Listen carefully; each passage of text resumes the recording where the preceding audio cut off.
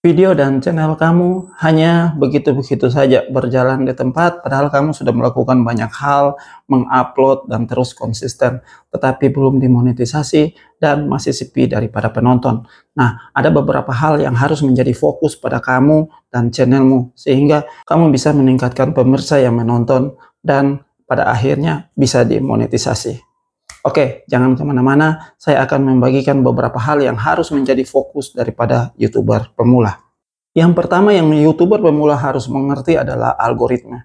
YouTube yang terus berkembang, algoritmanya pun akan mengalami perubahan untuk meningkatkan pengalaman pengguna pada YouTube. Berikut adalah beberapa hal yang akan saya bagikan agar kamu tidak membuat kesalahan yang akhirnya mengorbankan channel dan video-video kamu. Bukan hanya cara terbaik, melainkan cara-cara yang harus kamu hindari. Ada beberapa hal yang harus kamu hindari agar tidak dilakukan sebagai YouTuber pemula. Pertama adalah retention watch time. Nah, video dengan durasi tonton tinggi lebih disukai oleh algoritma. Yang kedua adalah CTR. Nah, pada CTR, thumbnail dan judul yang menarik meningkatkan kemungkinan video untuk diklik. Dan yang terakhir adalah engagement, yang diantaranya adalah komentar, like, share, dan interaksi lainnya yang meningkatkan jangkauan video. Dan menjadi yang utama adalah konsistensi mengunggah video secara rutin, dan ini membantu membangun audiens yang setia. Nah, ini hal-hal yang tidak harus kamu lakukan. Pertama adalah clickbait berlebihan. Jika tidak sesuai dengan isi video, ini dapat mengurangi retensi video. Jadi, jangan akal-akalin sama penonton, karena YouTube akan mengidentifikasi dan video kamu akan menjadi sepi. Algoritma akan menurun jangkauannya dan teman-teman tidak mendapatkan apa-apa dari perjuangan teman-teman. Oke, yang berikut adalah tag yang berlebihan. Tag yang berlebihan akan diidentifikasi sebagai sesuatu yang tidak normal oleh YouTube. Sehingga pada akhirnya teman-teman sudah membuat hal benar, sehingga pada akhirnya hal benar yang sudah dilakukan tidak ada artinya ketika kita melakukan hal-hal yang perlu dihindari. Seperti yang tadi saya pernah sebutkan, bahwa mengakali pemirsa dengan cara mereka mengklik, sedangkan di dalamnya isi tidak sesuai dengan apa yang kita sebutkan di hari awal. Itu akan menurunkan jangkauan dan penonton. Oke, yang kedua adalah YouTube bisa mengidentifikasi bagaimana teman-teman melakukan tag yang berlebihan. Untuk menjaga agar engagement kita terjaga, gunakanlah tag yang tidak berlebihan dan sesuai dengan judul daripada teman-teman. Sehingga pada akhirnya algoritma akan menyukai ini, banyak penonton, dan pada akhirnya meningkatkan engagement daripada tag semata. Oke, untuk itu teman-teman harus jujur dengan video dari teman-teman. Jangan pernah mengakali pemirsa atau penonton. Jika penonton merasa tertipu, mereka akan segera meninggalkan video, dan dengan demikian akan menurunkan watch time dari video teman-teman. Dampak negatif pada algoritma YouTube memprioritaskan retensi dan kepuasan pengguna, sehingga video dengan bounce rate tinggi akan sulit direkomendasikan karena kehilangan kepercayaan daripada audiens. Jika terlalu sering menggunakan clickbait, audiens bisa merasa kecewa dan berhenti menonton daripada konten teman-teman. Engagement negatif juga bisa mempengaruhi daripada waktu nonton teman-teman. Komentar negatif atau dislike karena merasa tertipu. Ini hati-hati teman-teman, jangan sampai video kamu bisa dilakukan atau bisa dinilai oleh audiens seperti ini. Nah, itu merupakan dua hal yang tidak boleh dilakukan oleh YouTuber pemula. Nah, untuk mengalahkan semua yang tidak bisa teman-teman lakukan, teman-teman harus gunakan YouTube Trends dan Google Trends. Nah, ini sudah beberapa kali saya bahas ya, jadi saya tidak akan terlalu membahas lebih dalam lagi. Oke, kita lihat bahwa di sini yang kita mau tetapkan, yang kita mau melihat adalah bagaimana kompetitor.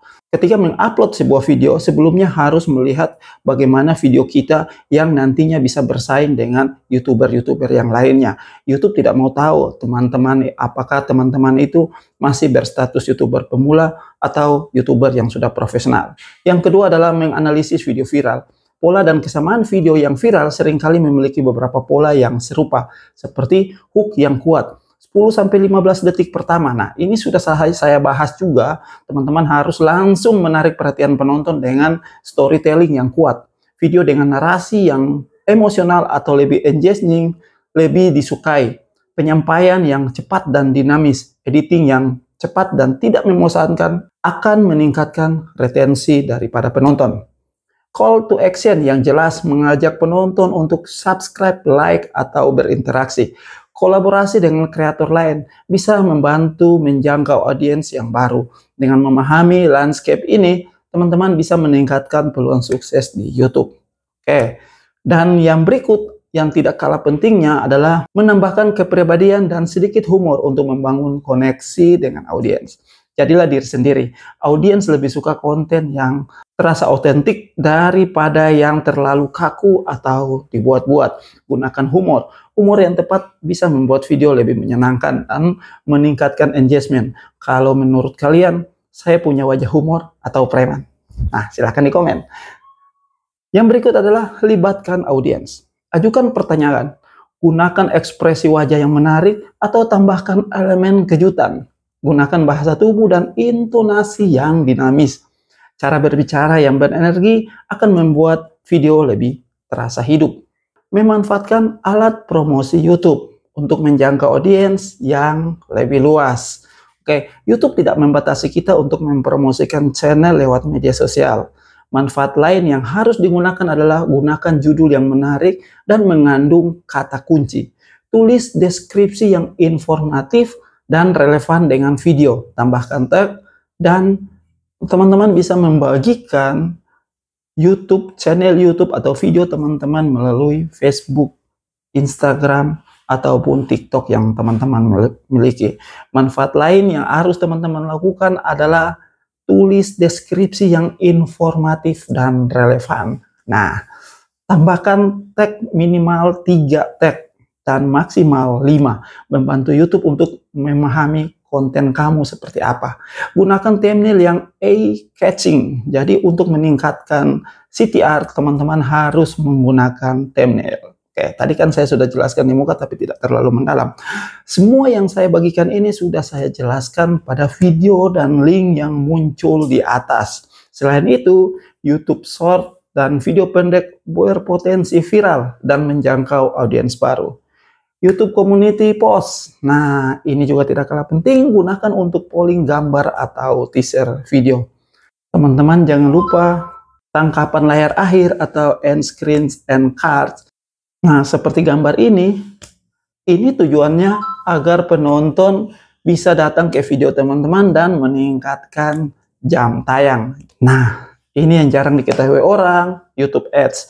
Jika ada anggaran iklan untuk bisa membantu meningkatkan jangkauan, why not? Silakan teman-teman beriklan.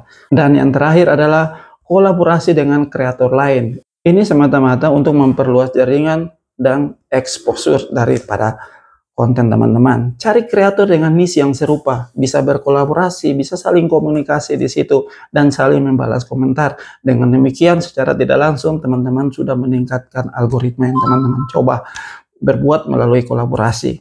Video bersama, konten bareng dengan teman-teman yang lain, ini jarang dilakukan oleh YouTuber-YouTuber lain yang lebih memilih untuk membuat video sendiri-sendiri. Jika teman-teman sudah mentok dan tidak bisa berkembang, silakan melakukan kolaborasi dengan YouTuber yang lainnya. Oke, keuntungan dari kolaborasi sebenarnya untuk meningkatkan trust dan engagement, karena rekomendasi dari kreator lain lebih dipercaya audiens. Teman-teman juga bisa mendapatkan subscribe baru dari komunitas kreator yang lain.